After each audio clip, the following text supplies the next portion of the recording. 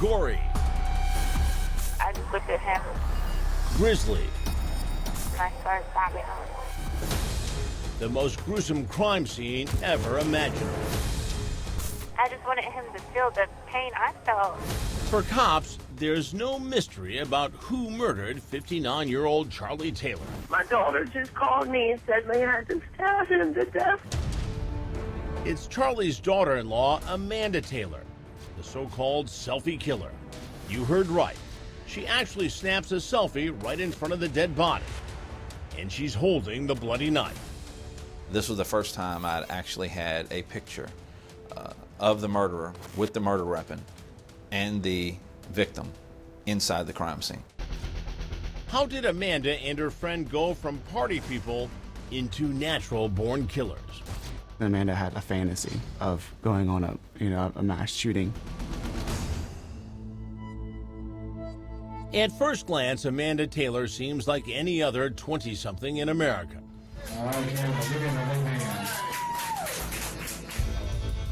Piercings, tattoos, and endless selfies on social media.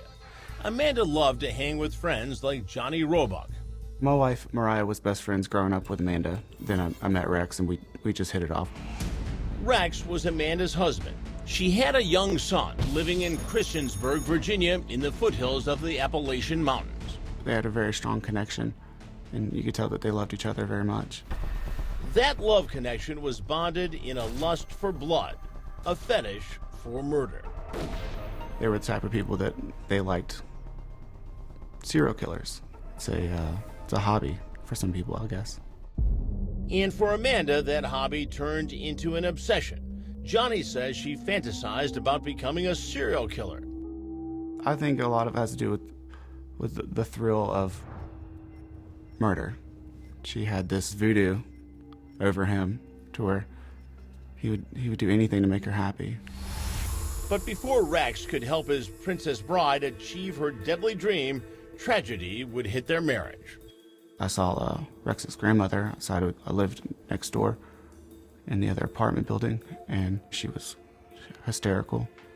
And she told me that Buckshot killed himself, and that was Rex's nickname that she had given him a long time ago when Charlie had just found him.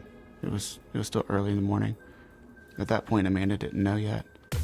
Rex hanged himself, a horrible end to a troubled life of opioid addiction.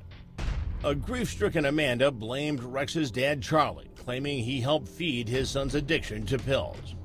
In my opinion, Charlie caused him to be addicted to them.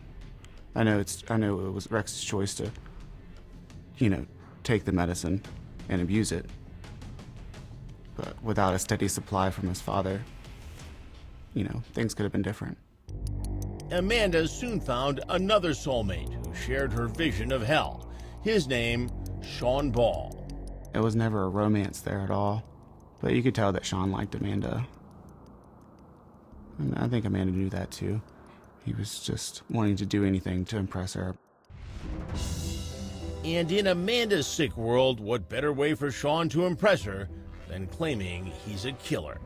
He claimed to be this ex-Special Forces Navy man.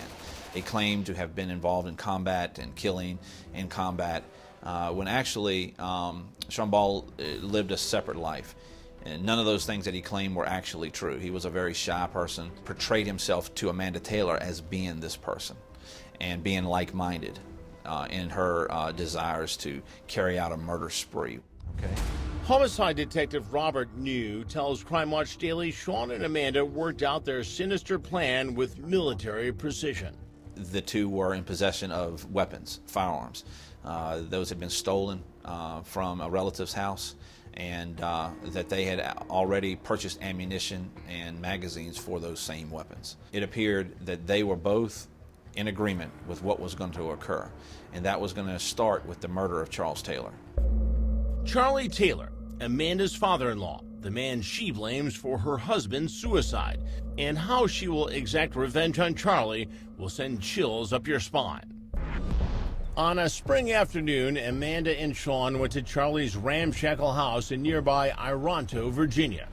At exactly 3:27 p.m., the number that signifies the birthdays of Rex and Amanda, the murder of Charlie Taylor begins. Amanda starts stabbing. Sean is crushing the man's head with a tire iron. Then Amanda goes in for the kill, plunging the knife deep into Charlie. Amanda stabbed him a bone-chilling 31 times. She wanted him to know that she had killed him, and she wanted to feel him take his last breath. She wanted his death to be personal, she wanted to stab him. The crime scene photos show the sheer brutality of the murder. Blood spatter everywhere, on the pictures, the walls. The couch is soaked. We knew what the brutality was from the crime scene we had, and we had a great deal of concern that they were going to continue this killing spree. But Amanda isn't done yet. Amanda did something outrageous, taking her sick selfie, posting it on her social media accounts, calling herself the brunette bomber posing in front of Charlie's body.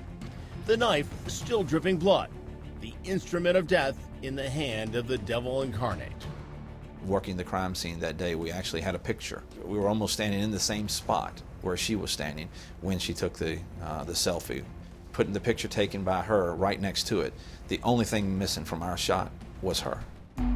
A brazen Amanda asked this crime writer we'll call Natasha to post her selfie on her Tumblr blog. We're keeping her identity secret for her own protection. When I saw that selfie and the smirk on her face, I just felt sick to my stomach. She looked so proud of what she had done, and I just couldn't believe it. Natasha refused to post the picture and immediately called the cops. This was life or death, and she's saying that she's going to kill more innocent people. Something inside me just snapped, and I felt like if I could talk her down, if I could save one life, it will be worth it. It will be worth it. Amanda and Sean take the scenic route for their getaway, driving down the Blue Ridge Parkway from Virginia towards North Carolina. While on the lam, Amanda snaps this photo of a silver revolver in her lap. The Instagram posting reads more like a suicide note. All right, it's about that time. I'm going to go find my husband in hell and finally be at peace. Next, the selfie killer is about to strike again. She aimed the weapon and pulled the trigger. But Amanda's road trip to hell will quickly take a twisted turn no one saw coming. She stopped the vehicle on the parkway, took the revolver that went around to the passenger side where Sean had his eyes closed.